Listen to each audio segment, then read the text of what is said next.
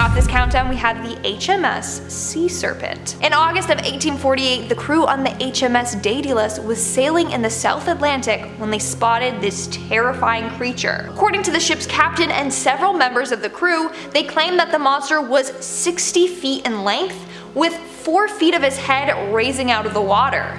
This massive sea beast lurked around the ship for 20 minutes before taking off. To this day, we don't know what it is that they saw. They described it as being a long snake with a dragon's head. Pretty weird and creepy, right? Well, they aren't the only ones who witnessed this too. It was spotted a second time by the American brig Daphne, and in fact, crew on board even shot at it. Scientists claim that maybe they just saw a whale. But come on, a bunch of experienced sailors would know the difference between a whale and something that's not a whale. And at number 9 today, we have the Mary Celeste. And if you guys are liking this video so far, make sure to give it a big thumbs up. To this day, the mysterious case of the Mary Celeste is considered one of the creepiest cases in nautical history. Basically, in 1872, the Mary Celeste was found abandoned in the middle of choppy waters. The crew was nowhere to be found. All the cargo on board remained untouched. Now, the lifeboats were missing, which makes people believe that the crew tried to get off the ship and flee. But why would they just abandon their ship like that? Well, we got a number of theories. 1, a sea monster got them. 2, a pirate takeover occurred. 3, they were abducted by aliens, or 4, they consumed bad food and they all went mad. I know, it seems wild. To make matters weirder though, the crew and lifeboats were never found.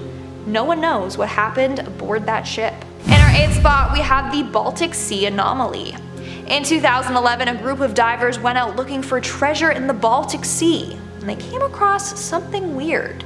It was a 70-meter long weird object laying 300 feet below sea level. This thing has since been named the Baltic Sea Anomaly, and no one knows what the heck it is. It's just this massive steel-looking structure shaped like a disc with some weird patterns on it. Gets weirder when the divers claim their equipment randomly stopped working when they got closer to the object. There was a massive electrical interference there. So what is this thing? Honestly, we don't know, but some people think it's a glacial deposit left from thawing glaciers. Or it's part of a UFO spacecraft, from one extreme to another.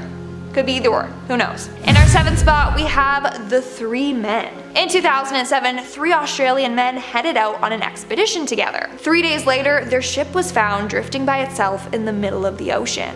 The men were nowhere to be found. That's not all. On the ship, they found knives all over the cabin floor, as if there had been a fight and people were scrambling for weapons. What happened to these men still remains a mystery to this day. But of course, we got the theories.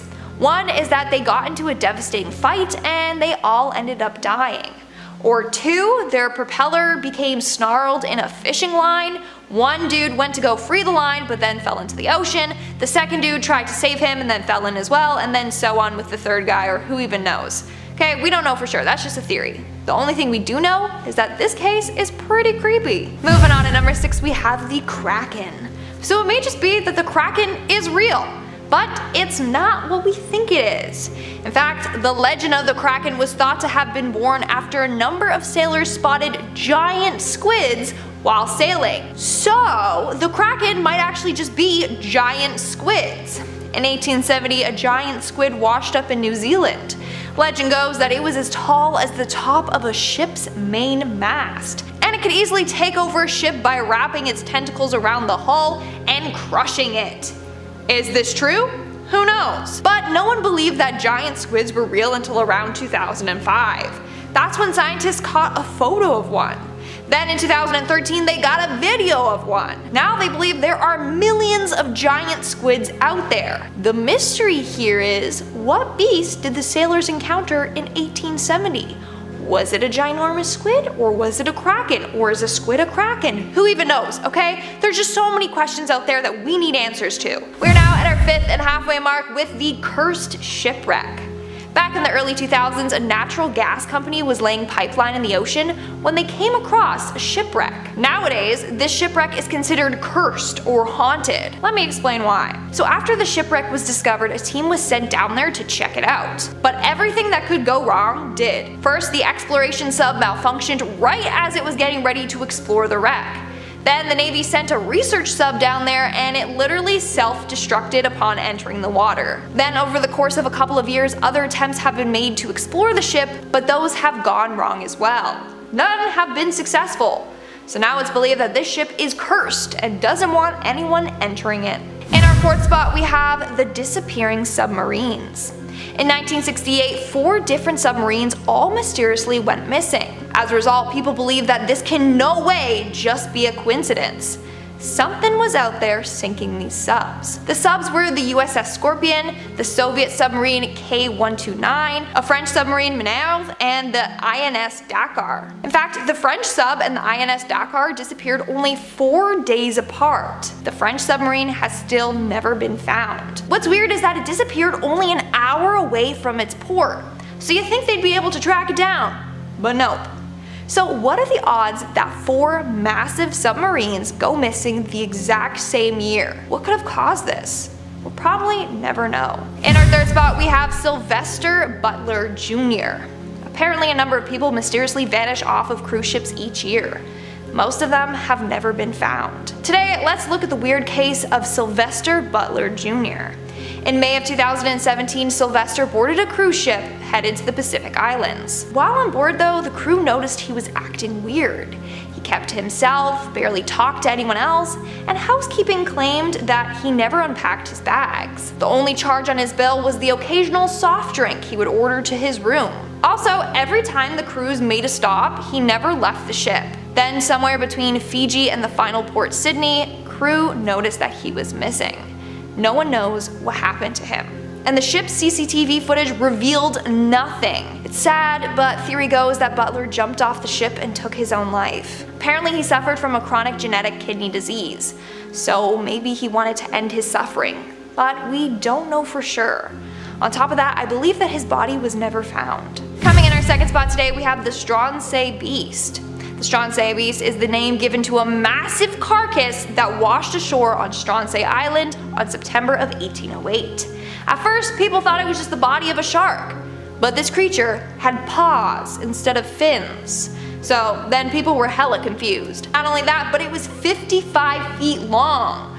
But part of its tail was missing, so clearly this thing was even bigger than that. This beast was described as follows, and I quote, "Its flesh was described as being like coarse, ill-colored beef, entirely covered with fat and tallow, and without the least resemblance or affinity to fish. The skin, which was gray-colored and had an elastic texture, was said to be about 2 inches thick in parts." End quote. Not only that, but its bristles glowed in the dark when wet, and the contents in its stomach were red. So what is this beast? The Natural History Society of Edinburgh believes that it is a sea serpent of some sorts. Maybe the Loch Ness Monster or its long-lost brother, who knows. And in our number 1 spot today, we have the Orang Medan. So this next mystery is pretty freaking creepy, I'm not gonna lie. It's gonna keep you up at night. So in 1947, 2 American ships received a distress call from the ship the Orang Medan. The SOS call was from a crew member that stated everyone on board the ship had died. Then all of a sudden, his SOS ended with his last message being, "I die." When the ships arrived, they found the ship completely unharmed. The entire crew, including a dog on board, had died. Everyone had a terrified look plastered on their face. No one knows what happened to the ship. Theory goes though that maybe they were exposed to some dangerous gas and died.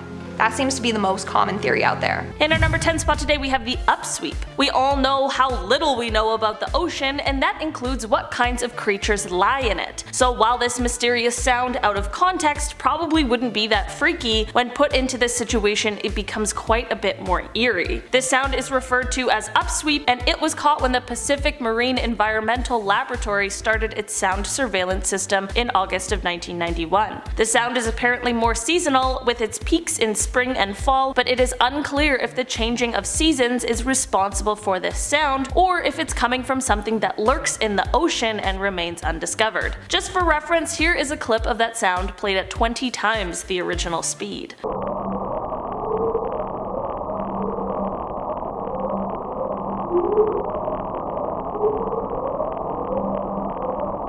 It is possible that this sound could be coming from underwater volcanic activity, but considering the fact that this has yet to be proven, I am here to ask the question, what if it's not? In our number 9 spot today we have Bermeja. Bermeja was an island that could be found on many maps spanning from the 16th to the 20th century, but in a 1997 survey, the island could not be located. In an extensive 2009 study, it was concluded that the island that was once labeled as Bermeja just didn't exist, which left a whole host of questions. The island was supposed to be located just off of the north coast of the Yucatan Peninsula, which is particularly important because if it did exist, its location would be integral to determining the boundaries for exploitation rights of oil in the Gulf of Mexico. So of course, when this island that's been included on many maps seemingly just doesn't exist anymore, people really began to speculate what could have happened. There are a few major theories with this one. The first is that the original observation of the island was incorrect, and then no one ever went to double check that this island existed. The next being that possible shifts in the geography of the ocean floor,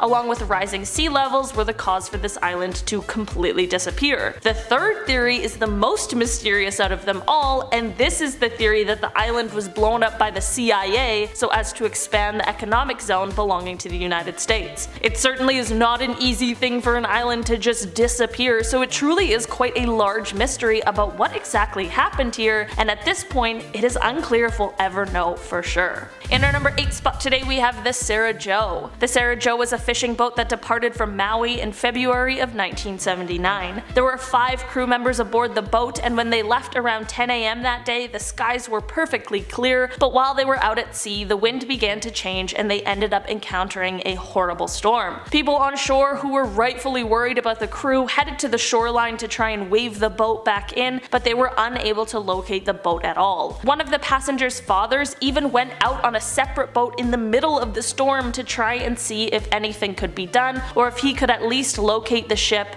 but to no avail. It was presumed that all of the crew members had been lost due to the severity of the storm. The following days of course consisted of many hours of searching, but neither the ship or any of the men were located. Flash forward almost an entire decade to September of 1988, and a member of the initial search team, John Naughton, was on a wildlife expedition on a deserted atoll around 2,000 miles from Maui when he discovered a small boat and a makeshift grave. He left the site as untouched as he could and immediately contacted authorities, who were then able to confirm that the boat was the Sarah Joe, and the person buried in the makeshift grave was one of the passengers who went missing all those years ago. While experts do agree that the boat could have drifted here and it would have only taken about 3 months to do so, this area was surveyed in 1985 and there was no trace of either the boat or the makeshift grave. So where would the boat and this crew member have been from the 1979 disappearance until after the 1985 survey? These are the types of questions that still remain unanswered to this day. There are of course theories, but none that cover all the mysteries this story holds. In our number 7 spot today we have the Yonaguni Monument. Just off of the coast of Yonaguni in Japan, there is a diving location that has a high population of hammerhead sharks, making it a large and popular attraction. In 1986, a diver in the area noticed some formation on the seabed that resembled a structure of some sort. This led to a team of scientists going on a dive to gather more information, and this is when the Yonaguni Monument was officially discovered. The monument is made of sandstone and mudstones, but here's the mysterious thing. Scientists can't agree on its origins. There are some who believe that this is a natural formation, but there are some who swear that it is man-made. The stairs are over 165 feet long and 65 feet wide, which obviously means that they are strikingly huge. There are pretty reasonable arguments for both sides, and considering the fact that this thing is at least 10,000 years old, I guess it's fair that we may not have all the answers, but it certainly is strange that we can't quite figure it out. At the end of the day, I really don't want to meet whatever thing would need stairs this large. In our number 6 spot today we have the Milky Sea phenomenon. This phenomenon is certainly much more beautiful than the name would suggest, and while we kind of know what causes it, there are still many unanswered questions that surround it. The first recorded sighting of this phenomenon occurred in 1846 when Raphael Semmes, who was the captain of the CSS Alabama, spotted it and was horrified by what he was seeing. He wrote, "From the deep blue water into a patch of water so light it startled me. The whole face of nature seemed changed, and with a little stretch of the imagination, the Alabama might have been conceived to be a phantom ship lighted up by the sickly and unearthly glare of a phantom sea." This phenomenon is so bright that it can be seen from the satellites orbiting Earth, and while it looks amazing in pictures, I can only imagine how frightening it would be to see in person when little is known about why it happens. It is believed that the glow is caused by bioluminescent bacteria that grows in all oceans in our world, but in order to produce a glow like we've seen, this bacteria has to be multiplied by billions of trillions, and we don't know how or why this happens. Also, we don't know for sure if that is what is responsible for the glow, it's just our current best guess. Just for the sake of our expansive imaginations, let's say that it really is this bacteria causing the glow. Why does it come to the ocean surface? Why in such great numbers? Every time this happens, it's at unpredictable times, locations, and sizes, so basically it remains a strange but stunning ocean mystery. In our number 5 spot today we have the SS Beichimo. The SS Beichimo was built in Sweden in 1914 and it belonged to the Hudson's Bay Company. This ship was used to trade provisions for pelts in Inuit settlements along the Northwest Territories of Canada. On October 1st, 1931, the ship was ending its trading run and was packed with fur when it became trapped in pack ice. The crew decided to briefly abandon the ship and they traveled over the ice to the nearest town for shelter. Because of the location and the time, it wasn't exactly going to be simple for everyone to be rescued. On October 15th, the Hudson's Bay Company sent an aircraft to save 22 of the members, but 15 remained and began to prepare in case they needed to stay the winter. Because the ship couldn't be heated, the remaining crew members would return to the ship every few days to chip away some of the ice, but also to grab essential items from the ship. On November 24th, there was a powerful storm, and once it had cleared, the Beichimo was gone. The remaining crew assumed that it had sunk, but this is really where our mystery gets started. An Inuk hunter spotted the ship around 72 miles from the camp the remaining crew members had set up, and somehow they ended up locating it, removing the rest of the valuables, and then abandoning it for the last time because it was believed that this ship wouldn't last the rest of the winter. After the rest of the crew was finally rescued, the ship ended up being spotted around 480 miles from its previous sighting. For 40 years after, the Beichimo was frequently spotted floating in different locations, sometimes even providing people with shelter during storms, but was never once captured. In 2006, the Alaskan government began to work on a project to find the Beichimo, but since the most previous sighting, she has never been located again. While the ship is now presumed sunken, it would have been the longest sailing ghost ship of all time. Ships rarely survive for nearly as long while being unmanned, especially in the crushing icy waters. We still haven't found the wreck of this ship either, so perhaps it is still out there floating somewhere.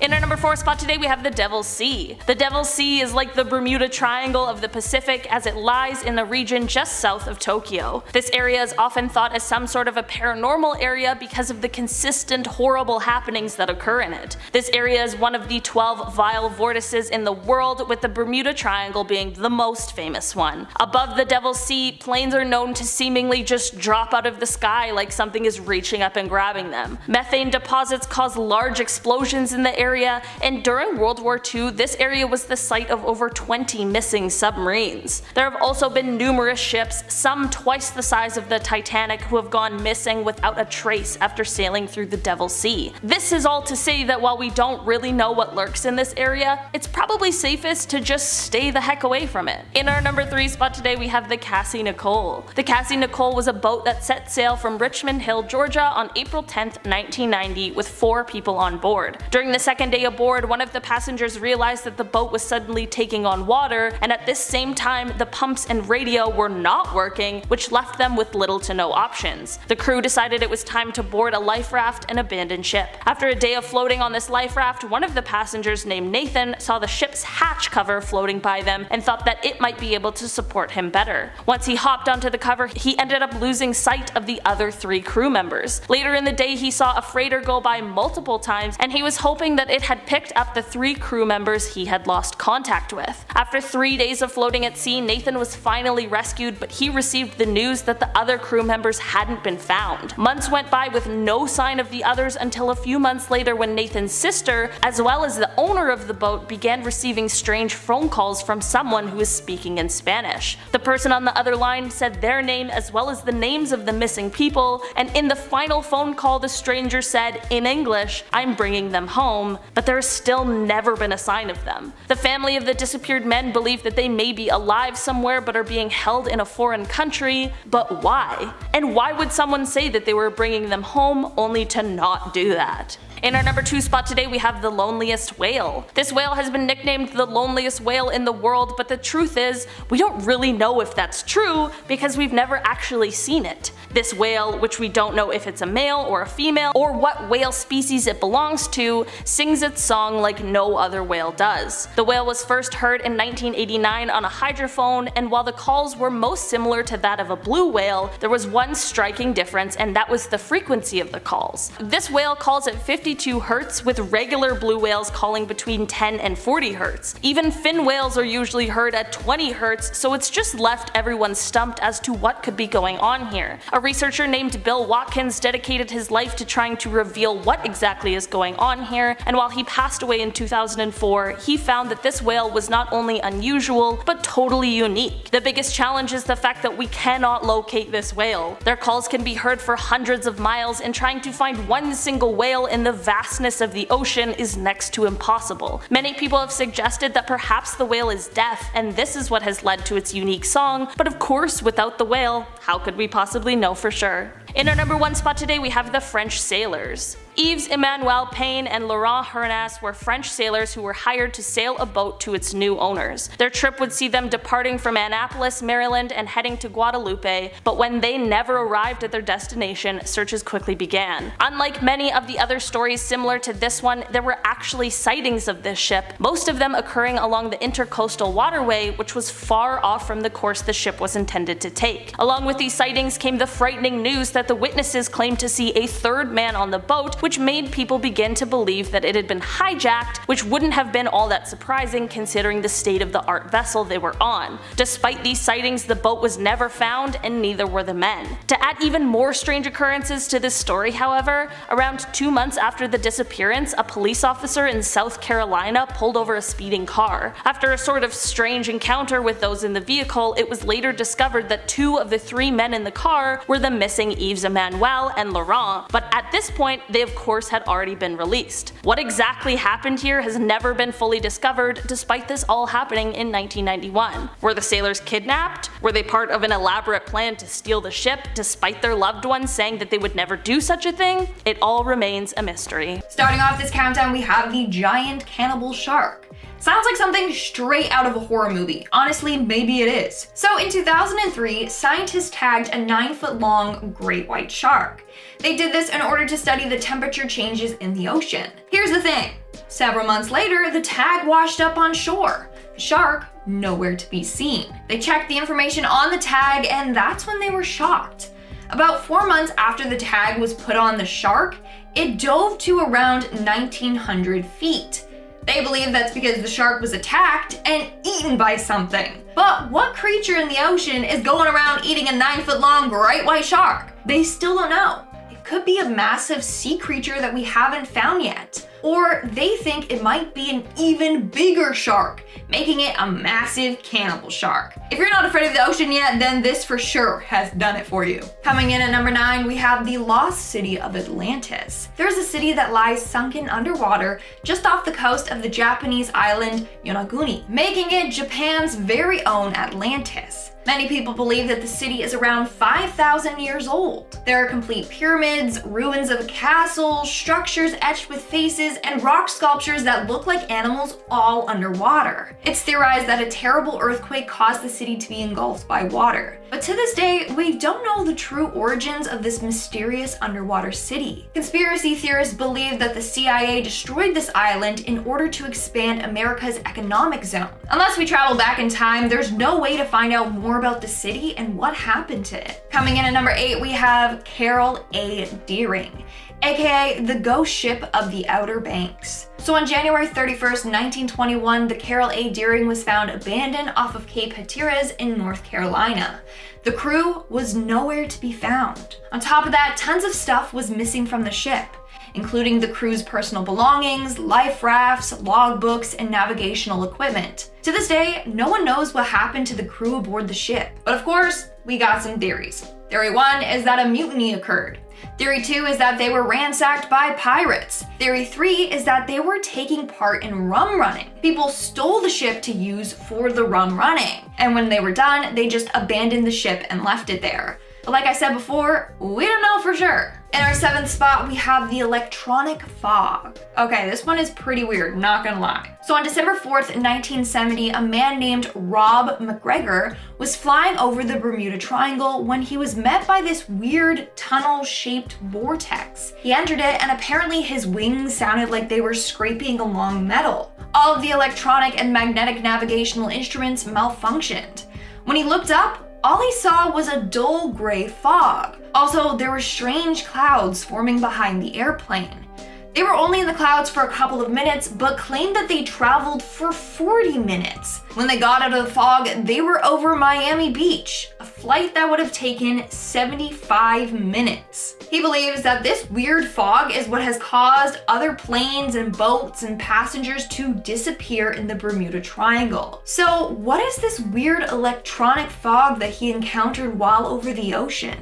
That's something I want to know. In our 6th spot today, we have the time travel. Legend goes that one day 3 ships were traveling through the Bermuda Triangle. Everything was going fine until they encountered a mysterious fog. When they emerged through the other end of the fog, there were only 2 ships. The other ship was way ahead of them. The crew aboard the ship claimed that the fog transported them back in time several years. There, they saw a bunch of different boats and passengers also sailing. Then they approached the same fog and they got transported back to the current day. Isn't that weird? Was this the same fog the pilot encountered? Like, what is going on in the ocean? We're now at our 5th and halfway mark with the disappearance of Keith Davis. Now, this case is certainly going to keep you up at night, so just a little warning. So in 2015, Keith Davis, a fisheries observer, headed out to sea with his crew.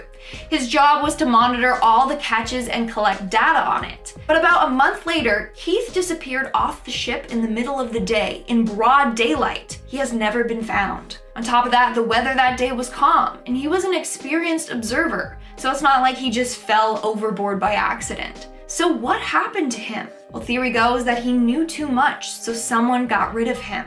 When police searched his email, they found photographic evidence of illegal things happening on board these ships, like they were allegedly smuggling people. He was also keeping track of a number of rule violations. Not only that, a year before his disappearance, Keith sent a mysterious email to his friends. In the email was a video of 4 men being shot to death while holding onto debris in the ocean. So theory goes that Keith was killed for knowing way too much.